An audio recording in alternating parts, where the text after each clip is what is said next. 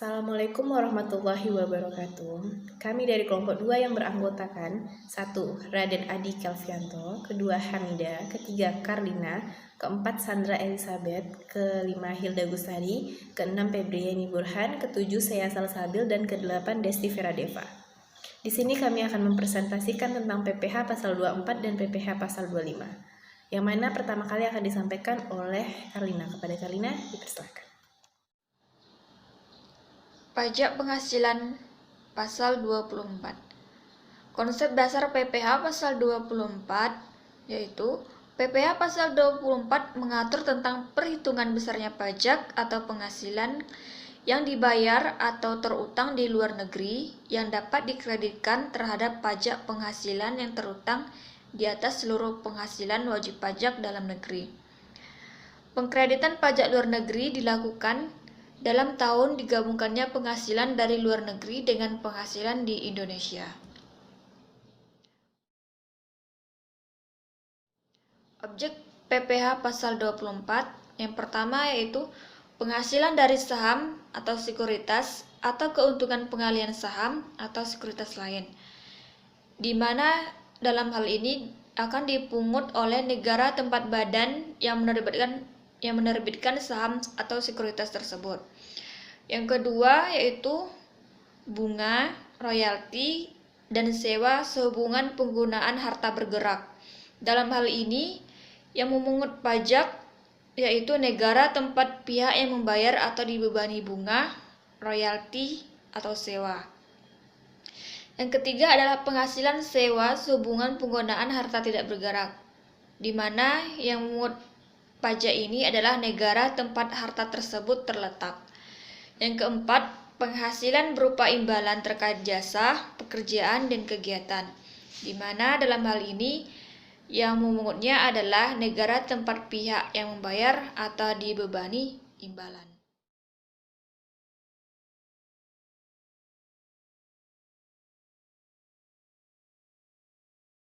Baiklah, saya akan melanjutkan penjelasan tentang objek PPH pasal 24.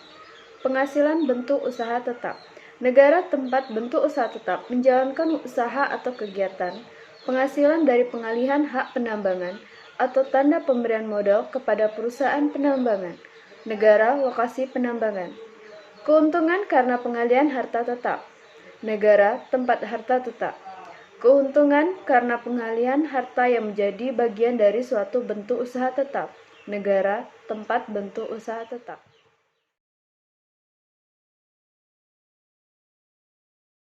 Selanjutnya saya akan menjelaskan tentang permohonan kredit pajak luar negeri.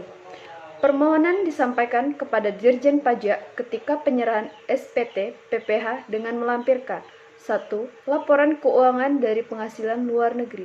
2. Fotokopi surat pemberitahuan pajak yang disampaikan di luar negeri. 3. Dokumen pembayaran pajak di luar negeri.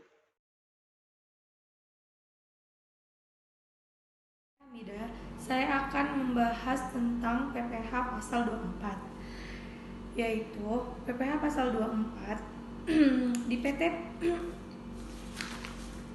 diketahui PT Perdana di Semarang memperoleh penghasilan neto dalam tahun 2009, yaitu penghasilan dalam negerinya yaitu 400 juta. Penghasilan luar negerinya dengan tarif pajak 20% yaitu 200 juta. Jadi menghitung PPH pasal 24, yang pertama yaitu kita menghitung total penghasilan kena pajak. Penghasilan dalam negerinya 400 juta. Ditambah dengan penghasilan luar negerinya 200 juta. Jadi penghasilan netonya yaitu 600 juta. Menghitung PPH terutangnya yaitu pajak terutangnya 28% dari 600 juta, yaitu hasilnya adalah 168 juta.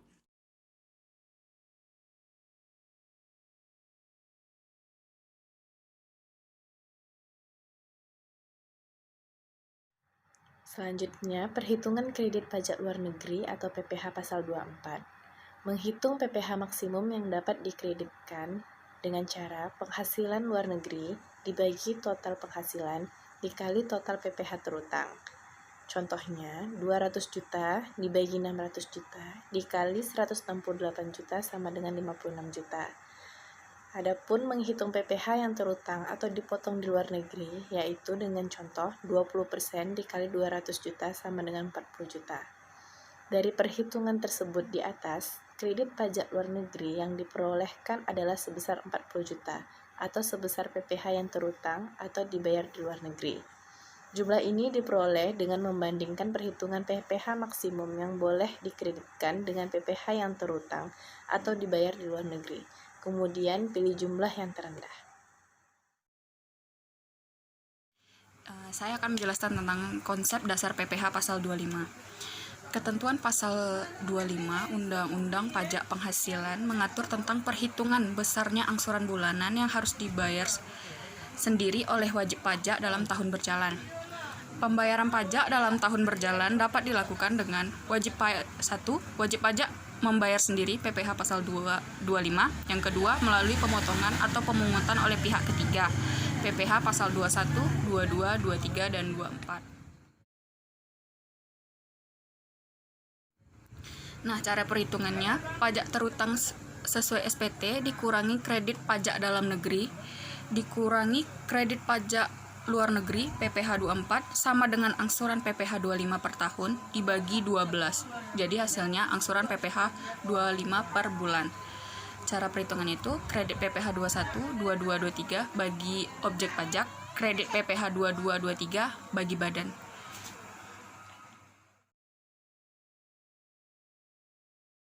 Selanjutnya, hal-hal tertentu untuk perhitungan besarnya angsuran PPh pasal 25. Yang pertama, wajib pajak berhak atas kompetisi kerugian. Yang kedua, wajib pajak memperoleh penghasilan tidak teratur. Yang ketiga, surat pemberitahuan tahunan pajak penghasilan tahun yang lalu disampaikan setelah lewat batas waktu yang ditentukan.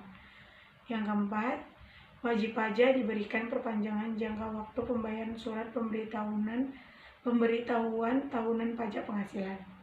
Yang kelima, wajib pajak membetulkan sendiri surat pemberitahuan tahunan pajak penghasilan yang mengakibatkan angsuran bulanan lebih besar dari angsuran bulanan sebelum pembetulan. Yang keenam, terjadi perubahan keadaan usaha atau kegiatan wajib pajak. Baiklah teman-teman, saya akan coba menjelaskan contoh perhitungan PPh pasal 25. Pajak penghasilan yang terutang berdasarkan SPT pajak penghasilan tahun 2009 yaitu sebesar 50 juta rupiah. Dikurangi dengan penghasilan yang dipotong pemberi kerja PPh pasal 21 yaitu sebesar 15 juta rupiah. Pajak penghasilan yang dipungut oleh pihak lain yaitu PPh pasal 22 sebesar 10 juta rupiah. Pajak penghasilan yang dipotong oleh pihak lain PPh pasal 23 sebesar 2.500.000 dan kredit pajak penghasilan luar negeri PPh pasal 24 sebesar 7.500.000. Jadi total kredit pajak yaitu sebesar 35 juta rupiah. Jadi selisih pajak 50 juta rupiah itu dikurangi dengan 35 juta, dapatlah selisihnya sebesar 15 juta rupiah.